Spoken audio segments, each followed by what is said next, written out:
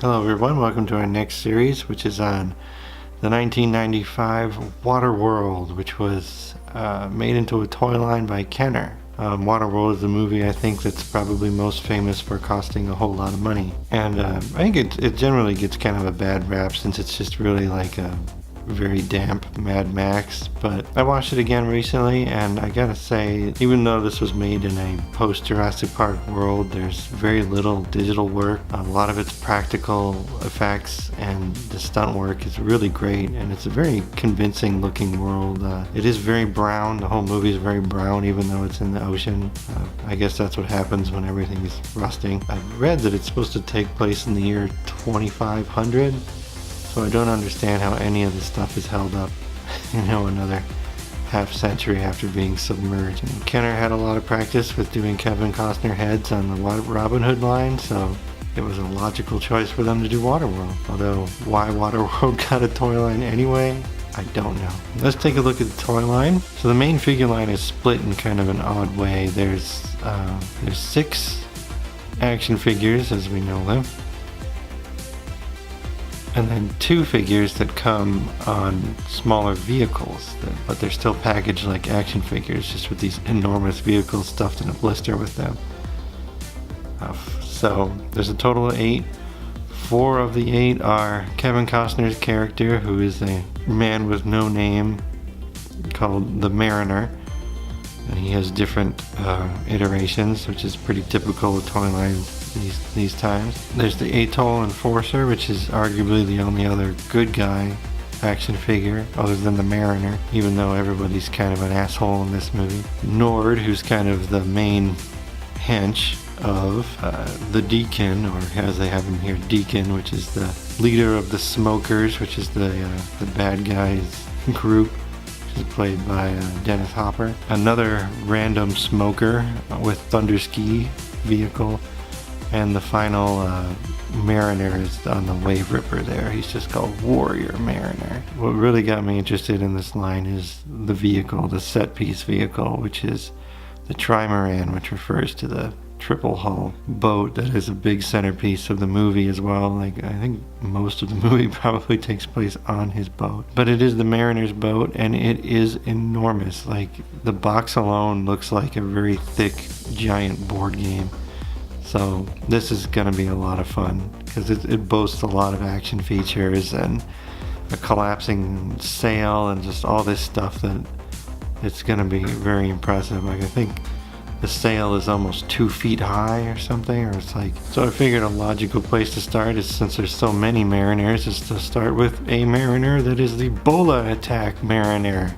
It's Kenner, so there's Bolas. Although you gotta admit, like, net launchers and Bolas and stuff makes a lot of sense in Waterworld, so I'm on board. He comes with a double claw launcher and a mutant eel. The mutant eel is right here. All the figures seem to come with this kind of mutant fish that they all look kind of like Swedish fish to me. But so there he is, the Mariner. I hope my lens is good enough to catch it, but there's actually quite a bit of detail in his sculpt. He's got some forehead lines and looks kind of sun-baked, as he should, since it is a movie with no dry land, which is the whole point of the movie. The colors are a bit exaggerated, but he does look a lot like the character from the movie. I think they did a good job with this. A lot of the accessories we're going to see are sourced from Jurassic Park lines. I'm assuming his base sculpt probably was at some time, but I think there's so much custom work done to these guys that it's going to be hard to tell exactly which one it was sourced from. Somebody with a lot more knowledge than me can probably tell you. To me, I think they're just really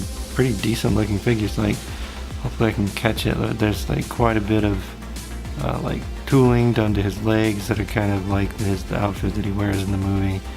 Lots of stitching, things of that nature, and the paint apps are all really clean, and he's got a lot of different colors on him. So yeah, I think these kind of remind me of the best parts of the Stargate line in the amount of detail. This is a really good showing from Kenner. They really went above and beyond for a movie that probably shouldn't have gotten a toy line. We'll start with his Swedish fish. That is supposed to be a mutant eel. They kind of remind me of the ghosts that came with the real Ghostbusters line. It's kind of translucent plastic, very rubbery. Yeah, looks like a menacing, gross fish. Now, a lot of his accessories don't have names on them, like Demolition Man went through and named everything that he came with. But he's got this stick prod spear thing. To me, it looks like this was sourced from this accessory, which came with Series 2 Alan Grant from the Jurassic Park line. But you can see they've gone through quite a bit of retooling on it to make it look a little bit more like in-world for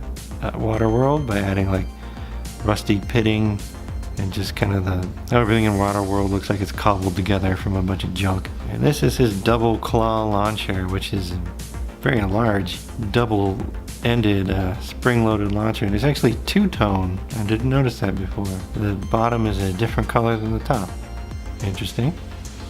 It has a clip which I assume goes around his waist, and then two handholds and a giant button to fire it, and a quite long string.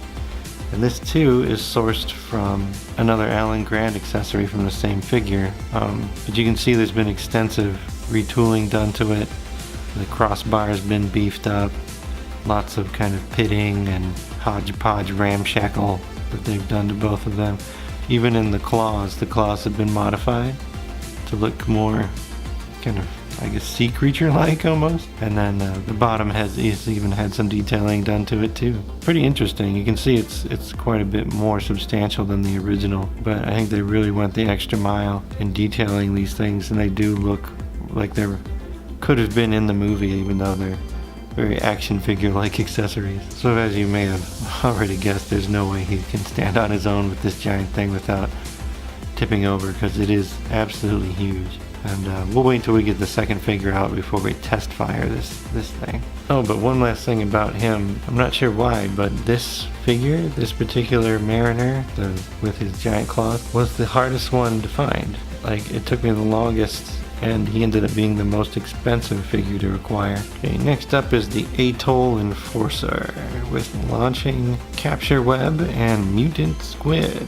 The Atoll Enforcer is kind of the sheriff, you could say, of the giant atoll set piece, that giant floating set that I believe is what sunk at one point and made them partially contributed to making that movie so expensive. But like I said, he's kind of sympathetic to the Mariner and sort of a good guy. Not good enough to have his own name. He's just Enforcer. I think he's billed that way in the movie as well. So here is the Enforcer. Again, he's got lots of detail on his face. Pretty decent likeness for the character in the movie. I'm not familiar with the actor. He's got lots of different textures on him. Hopefully the camera will pick that up. Kind of scaly leggings and lots of kind of modeling on his shoulders here, and stitch work, and even his belt has some kind of webbing on it like it's made of canvas. So I think these are surprisingly just nice looking characters. I mean, he looks like he's probably the same kind of base figure as the Mariner was. Just the extra tooling and detail work I think really makes him stand out. So here's his mutant squid. Looks more like an octopus to me. It's detailed on both sides, so decent looking. It's got little pinchers it can grab onto people with. He also comes with this ramshackle little pistol with a clip. It's a nice looking gun. All the detailing on it looks like it's straight out of Waterworld. Not sure where this one comes from. I wasn't able to find if it was from Jurassic Park or not. And so here's the Enforcer's net launcher. It can be put on like a backpack, and it too is sourced from an Alan Grant figure, except it's Series 1 of Jurassic Park. And you can see once again there's just been a ton of rework done on it. Very cool stuff like exposed valves and wires and pitting to the metal. The launch bar's got duct tape around it on this one, and it doesn't on Alan Grant's. Even the shoulder straps have been reworked. Lots of lines and texture on this done on the Enforcers, while Alan Grant's is just kind of a flat plastic. The tooling and detail work is really impressive. Like, look at the fine work on this grate here compared to the flat glossy of Alan Grant's. Even the bars on the capture net have been detailed and reworked. So here's the Enforcer in enforcement mode.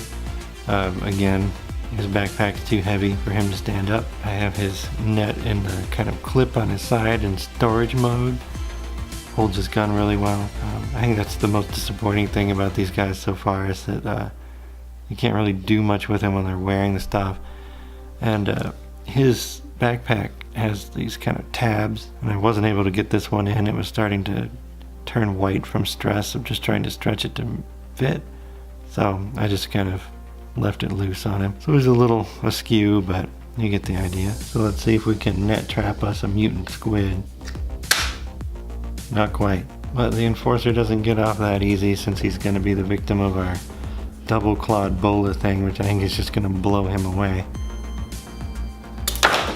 Ouch. Yeah, it didn't really wrap around, but it sure took him out. So there's the elusive Bola attack Mariner and the Atoll Enforcer. I gotta say, I'm liking this line so far. I think the figures look great. Their accessories are a little oversized and unwieldy, but they have some fun action to them. I mean, they're spring-loaded launchers with strings on them. It's pretty much what you expect. The little sea creatures are kind of a fun little addition. But yeah, now I'm really looking forward to getting to see what else this line has to offer, especially that giant boat. So thanks for watching, and we'll continue on with the brown dystopia of Waterworld.